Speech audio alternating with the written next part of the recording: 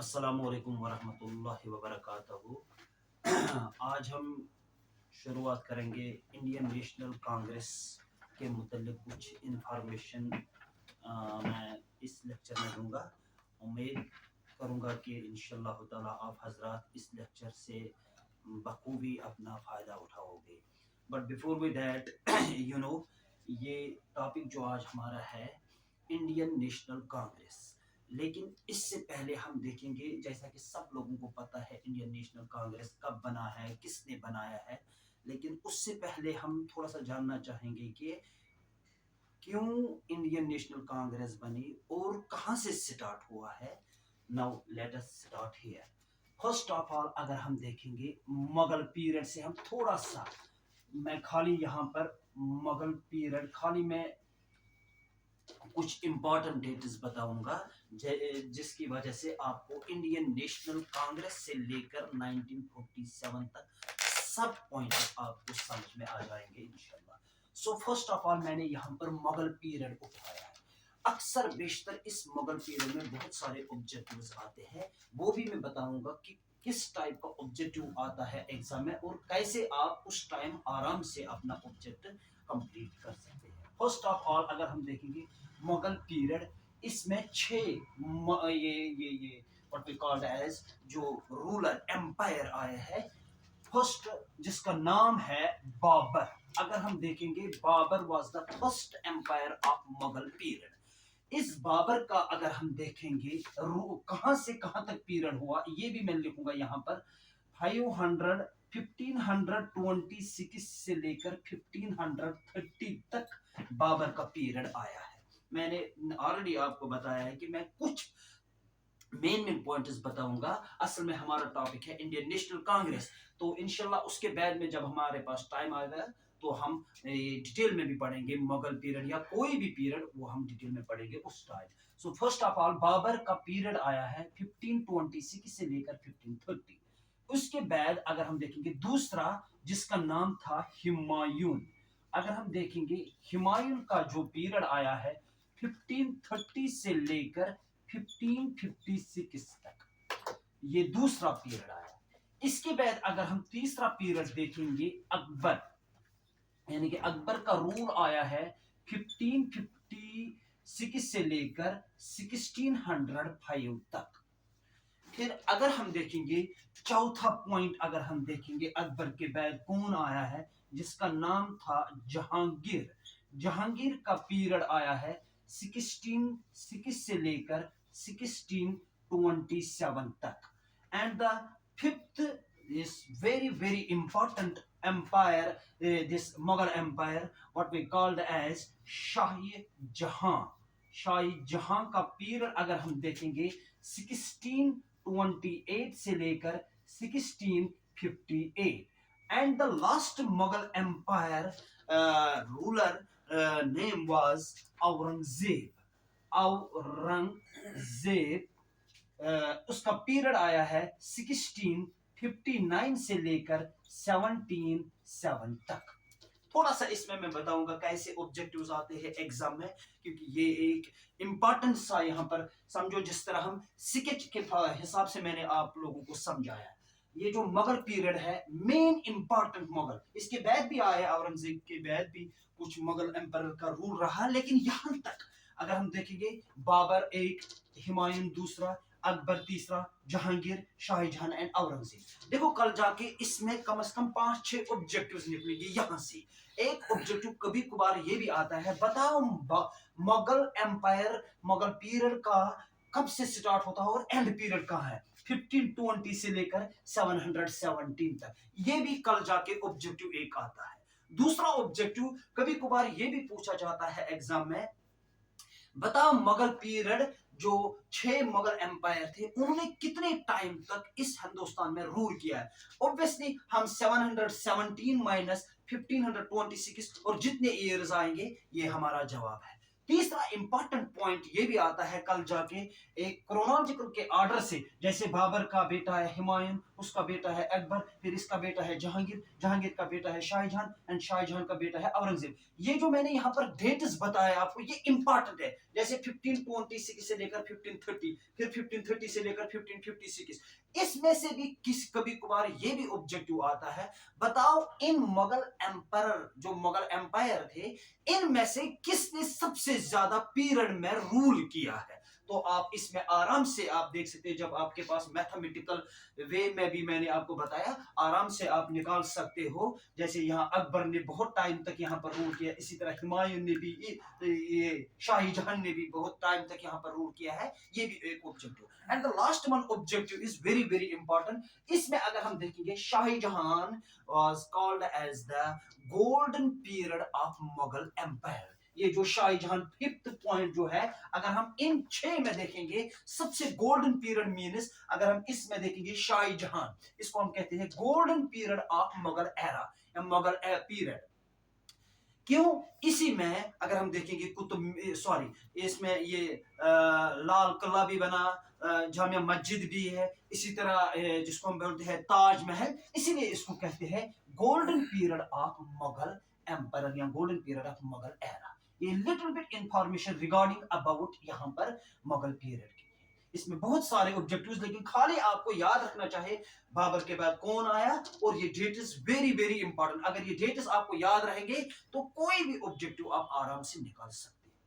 जब last point में यहां पर बताऊंगा, जब मुगल का दौर यहां से औरंगजेब जब इस दुनिया से ये चले गए थे, तो थोड़ा सा जो औरंगजेब का दौर 1707 में फिर कुछ गिने चुने जो मुगल एम्पायर आए हैं, लेकिन वो उतना स्ट्रांग नहीं थे जितना कि औरंगजेब या जितना कि बाकी मुगल एम्पायर में। तो फिर क्या किया है कि अगर हम देखेंगे, जो अंग्रेज लोग हैं, जो ब्रिटिश लोग हैं, उन्होंने कारोबार करना स्टार्ट किया है इंडियन लोगों के साथ।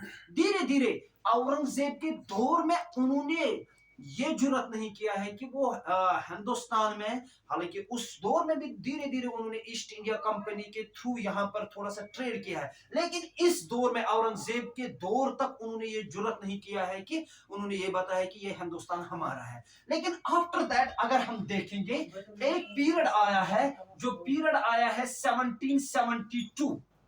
यहां पर खुल्लम खुल्ला 1772 में ब्रिटिश के लोगों ने बताया है कि ये जो हिंदुस्तान है ये हमारा है। इसीलिए अगर हम कहते हैं first governor general of Bengal, governor general of Bengal जो बना है, इसका नाम था वैरन हेस्टिंग्स। वैरन हेस्टिंग्स का पीरियड था 1772 से लेकर 1785 तक। आई वंस अगेन रिपीट, जैसे मैंने बोला है कि औरंगजेब का दौर अगर हम देखेंगे वो 1707 में खत्म हुआ। 1707 से लेकर 1772 तक उन्होंने जुर्रत नहीं किया है कि उन्होंने ये नहीं बताया है कि ये हिंदुस्तान हमारा है। लेकिन जब धीरे धीरे उन्होंने यहाँ कदम अपने जमाए हैं, तो उस टाइम उन्होंने क्या किया है, first governor general of Bengal जो बन गया ब्रिटिश की तरफ से, उसका नाम था वैरन हेस्टिंग्स। वैरन हेस्टिंग्स का पीरियड 1772 से लेकर 1785। अगर हम देखेंगे बहुत सारे गवर्नर जनरल ऑफ बंगाल बने हैं, लेकिन लास्ट अगर हम देखेंगे, last governor general of Bengal not India, उसका नाम था लॉर्ड एमहर्स्ट। लॉर्ड एमहर्स्ट का पीरियड था 1823 से लेकर 1828। यहां एंड हुआ गवर्नर जनरल ऑफ बंगाल, यानी कि first governor general of Bengal lord Warren Hastings. ये बहुत, इसमें बहुत सारे ये लेक्चर्स है, लेकिन इसमें मैंने आपको बताया, हम इस वक्त खाली सिकेज के हिसाब से मैं आप लोगों को समझाऊंगा ताकि हम इंडियन नेशनल कांग्रेस पर पहुंचे। So first here point is governor general of Bengal first Warren Hastings, उसका पीरियड था 1772 से लेकर 1785 तक। अगर हम देखेंगे last governor general of Bengal वो लॉर्ड एमहर्स्ट 1823 से लेकर 1828 तक। Now this Governor General of Bengal was changed into Governor General of India as per the Charter Act 1833। मैं आपको समझाऊंगा, यानी कि फिर ये गवर्नर जनरल ऑफ बंगाल अब कन्वर्ट हो गया गवर्नर जनरल ऑफ इंडिया। किस एक्ट से? उस एक्ट का नाम हम बोलते हैं चार्टर एक्ट ऑफ 1833। वो भी मैं बाद में बताऊंगा। यानी कि first governor general of India अगर हम देखेंगे, इसका नाम था Lord William Bentinck. Lord William Bentinck अगर हम देखेंगे, उसका पीरियड आया है 1828 से लेकर 1835। देखो मैंने आपको क्रोनोलॉजिकल ऑर्डर से बताया। जैसे last governor general of Bengal lord Amherst 1828 में उसका पीरियड खत्म हुआ। फिर 1828 से लेकर 1835 में first governor general of India, this governor general of India was changed as per the Charter Act of 1833 and his name was Lord William Bentinck। ये first governor general of India. इस last अगर हम देखेंगे governor general of India, जिस तरह मैंने उधर बताया governor general of Bengal first and last, इसी तरह यहां पर भी मैं बताऊंगा। फर्स्ट गवर्नर जनरल जैसे lord William Bentinck, and last governor general of India उसका नाम था लॉर्ड डलहौजी। लॉर्ड डलहौजी का पीरियड 1848 से लेकर 1856 तक ये था गवर्नर जनरल ऑफ इंडिया। यहां से governor general of Lord Dalhousie के बाद यानी कि 1856 के बाद अब कन्वर्ट हो गया है another form into viceroys of India, जो आपने नाम सुना होगा, जिसमें ये इंडियन नेशनल कांग्रेस, जहां से फॉर एग्जांपल ये लॉर्ड डुफरिन वाइसरॉय के दौर में ये एस्टैब्लिश हुआ, वही वहां तक मैं आपको पहुंचाऊंगा। यानी कि governor general of India first as per this charter act lord William Bentinck, उसका पीरियड था 1828 and 1835 and the last governor general of India. इसमें बहुत सारे गवर्नर जनरल आए हैं, मैं खाली आपको फर्स्ट एंड लास्ट यहां पर आपको बताने की कोशिश कर रहा हूं। लॉर्ड डलहौसी 1848 से लेकर 1856। Now this Governor General of India was changed into viceroys, and the first viceroy of India, his name was Lord Canning, and his period was 1856 से लेकर 1862 तक। 1856 से लेकर 1862 तक Lord Canning was the first viceroy of India. अगर हम देखेंगे last viceroy of India Lord Mountbatten, ये सब आपको पता है, जिसका पीरियड आया है मार्च 1947 से लेकर अगस्त 1947 तक। अब मेरा यहां पॉइंट है, अब हम देखेंगे इंडियन नेशनल कांग्रेस किस वाइस रॉय के पीरियड में शुरू हुआ। ये है असल में हमारा टॉपिक है, लेकिन मैंने सोचा है तब आपको इंडियन नेशनल कांग्रेस समझ आ जाएगा जब तक कि आपको ये चीजें मालूम नहीं होंगी।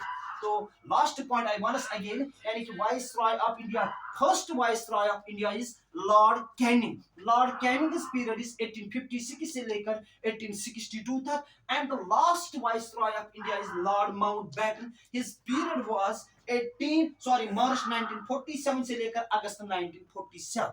Now our topic is today is about Indian National Congress. अगर हम देखेंगे ये जो Indian National Congress, it was formed by A.O. Hume at Gokuldas. देखो इसमें हर किसी को पता है इंडियन नेशनल कांग्रेस का बना, लेकिन मेन इंपॉर्टेंट पॉइंट इसमें बताऊंगा कौन से कल जाके आपको ऑब्जेक्टिव पूछा जाएंगे। At Gokuldas Tejpal Sanskrit college on 28th December 1885 in Bombay, जिसको आजकल के दौर में मुंबई बोलते हैं, under the leadership of W.C. Banerjee. ये एक पॉइंट है, मैं समझाऊंगा आपको। यानी कि इंडियन नेशनल कांग्रेस अगर हम देखेंगे, it was formed by A.O. Hume at Gokuldas Tejpal Sanskrit College on 28th December 1885 in Bombay under the leadership of W.C. Banerjee, where 72 delegates attended that time this Indian National Congress conference। तो कहने का मतलब यह है, देखो इसी में अगर हम देखेंगे इसी इसी एक सेंटेंस में बहुत सारे ऑब्जेक्टिव्स निकलते हैं। कभी कभार आपको पूछा जाता है who was A O. Hume? A Hume was a British retired civil servant. याद रखना चाहिए इंडियन नेशनल कांग्रेस का जो शेप दिया है वो एक ए ह्यूम जो ऑलरेडी ब्रिटिश मैं एक सर्वेंट था, सिविल सर्वेंट, वो ऑलरेडी रिटायर्ड था, उसी ने ये इंडियन नेशनल कांग्रेस का कंसेप्ट दिया। एक क्वेश्चन ये भी आता है और दूसरा वो कभी कभार ये भी आता है एग्जाम में, बताओ ए ह्यूम स्टैंड्स फॉर, यानी कि असल नाम क्या है? इसका असल नाम है एलन ऑक्टावियन ह्यूम। इसका नाम था एलन ऑक्टावियन ह्यूम। ये भी ऑब्जेक्टिव पूछा जाता है। तीसरा ये भी बताओ किस, जैसे फॉर एग्जांपल जब कभी कभार हम इंटरनेशनल कॉन्फ्रेंस बुलाता है, हम दिल्ली में बुलाते हैं, लेकिन दिल्ली में भी कोई पर्टिकुलर जगह होता है। इसी तरह हमने इस उस टाइम इस कांग्रेस, इंडियन नेशनल कांग्रेस की जो कॉन्फ्रेंस फर्स्ट मीटिंग है, उस कॉलेज का नाम था गोखलदास तेजपाल संस्कृत कॉलेज। ये भी पूछा जाता है। अक्सर बेशतर ये ऑब्जेक्टिव गलत हो जाता है। हर किसी को पता है Indian National Congress was established in 1885। ये हर किसी को पता है, लेकिन याद रखना चाहिए 28 दिसंबर 1885। कभी कभार ऐसा ऑब्जेक्टिव आता है दिसंबर 1885 या नवंबर 1885। एक ऑब्जेक्टिव वहां पर होगा 28 ऑप्शन 28 दिसंबर 1885 in Bombay under the leadership of W C. Banerjee. W C. Banerjee, it means it was the first president of Indian National Congress, यानी कि वोमेश चंद्रा बनर्जी। ये भी जिस तरह यहां पर मैंने आपको समझाया एलन ऑक्टावियन ह्यूम, इसी तरह वोमेश चंद्रा बनर्जी, उसको हम असल नाम है वोमेश चंद्रा बनर्जी इन बम्बई। ये एक पॉइंट है। दूसरा अगर हम देखेंगे मेजर पॉइंट, अगर हम देखेंगे जो बंबई में मैंने आपको बोला है कि इस कांग्रेस को, इस कॉन्फ्रेंस को बंबई में बुलाई गई थी उस टाइम। एक्चुअली दिस मीटिंग, यानी कि the first meeting was changed from Pune to Bombay. Pune to Bombay, असल में उनको ये कॉन्फ्रेंस करनी थी कहां पर? पुणे में, लेकिन क्यों बंबई में किया गया था? Due to outbreak of cholera in Pune on that time. जिस तरह कोविड-19 आया है, फॉर एग्जांपल उस टाइम चाइना में कोई कॉन्फ्रेंस थी, लेकिन चाइना से ही कोविड-19 स्टार्ट हुआ, फिर दूसरे स्टेट या दूसरे कंट्री में वो कॉन्फ्रेंस की गई थी। इसी तरह उस टाइम उनको प्लान था पुणे में ये कॉन्फ्रेंस करने के लिए, लेकिन उन्होंने चेंज किया है बम्बे। एक्चुअली उस time due to outbreak of cholera on Pune on that time, that is why this conference. ये भी पूछा जाता है किस कारण की वजह से? कारण ये है due to cholera of outbreak in Pune, that is why this conference was changed from Pune to Bombay. And the last इसके रिलेटेड पॉइंट्स अगर हम देखेंगे, इसमें उस टाइम 72 डेलीगेट्स ने पार्टिसिपेट किया। ये भी एक ऑब्जेक्टिव आता है। जैसे for example our father of nation called as Mahatma Gandhi, जब उन्होंने गांधी मार्च स्टार्ट किया, कभी कभार ये भी ऑब्जेक्टिव में पूछा जाता है, बताओ गांधी जी के साथ कितने फॉलोअर्स थे? इसी तरह यहां पर भी जिस कॉन्फ्रेंस, यानी कि फर्स्ट कॉन्फ्रेंस में 72 डेलीगेट्स ने पार्टिसिपेट किया है। This was the regarding a little bit information about Indian National Congress. I want to again quickly repeat Indian National Congress. हाँ, important point जो है, कभी कभार ये भी ऑब्जेक्टिव आता है, जब इंडियन नेशनल कांग्रेस वजूद में आई है, किस वाइस रॉय ऑफ इंडिया के, यानी कि वाइस रॉय ऑफ इंडिया जो था उस टाइम, वो किसके दौर में है? उसका नाम था लॉर्ड डुफरिन। ये इंपॉर्टेंट ऑब्जेक्टिव है। जैसे लॉर्ड कैनिंग मैंने पहला vice Roy and Lord Mountbatten last, उनके दरमियान अगर हम देखेंगे एक जिसका नाम था लॉर्ड डुफरिन, इसी के दौर में इंडियन नेशनल कांग्रेस वजूद में आई। And the last point is, अगर हम देखेंगे टोटल वाइस रॉयज कितने आए इंडिया में, आंसर इज 20, यानी कि 20 वाइस रॉयज ने यहां पर अपनी ड्यूटी दी है हमारे इस हिंदुस्तान में up to the 15th August 1947. This is the general information regarding about Indian National Congress. Inshallah, tomorrow I will discuss regarding about the partition of Bengal. I quickly once again repeat, Indian National Congress was formed by Hume. Hume is a British retired civil servant and at Gokuda State Sanskrit College on 28th December 1885 in Bombay under the leadership of W.C. Banerjee. And second point is actually this the first conference of this Indian National Congress was changed from Pune to Bombay because of due to outbreak of cholera in Bombay. That is why this conference was changed, shifted to Bombay. And another point is there are only 72 delegates who have attended this Indian National Congress, and the last one is Indian National Congress was established during the reign and during the period and during the tenure of Lord Dufferin in 1885. Thank you so much.